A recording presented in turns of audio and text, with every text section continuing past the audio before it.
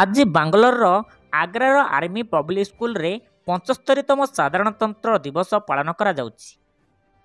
ଏହି 75ତମ ସାଧାରଣତନ୍ତ୍ର ଦିବସରେ ବିଦ୍ୟାଳୟର ସମସ୍ତ ଛାତ୍ରଛାତ୍ରୀ ବୃନ୍ଦ, ଶିକ୍ଷକ ଶିକ୍ଷୟିତ୍ରୀ ଅଭିଭାବକଙ୍କ ଉପସ୍ଥିତିରେ ଜାତୀୟ ପତାକା ଉତ୍ତୋଳନ କରିଛନ୍ତି ଏବଂ ଜାତୀୟ ସଙ୍ଗୀତ ଗାନ କରିଛନ୍ତି।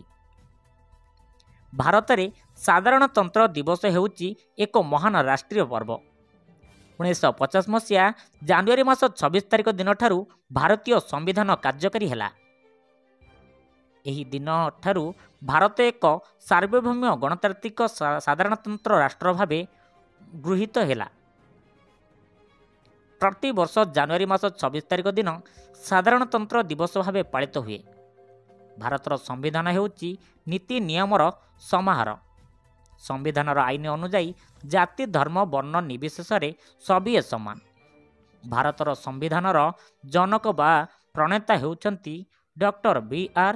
ଆମ୍ବେଦକର। ବାଙ୍ଗାଲୋରରୁ ସୁରେଶ କୁମାର ମହାନ୍ତିଙ୍କ ରିପୋର୍ଟ, ଯୁବଶକ୍ତି।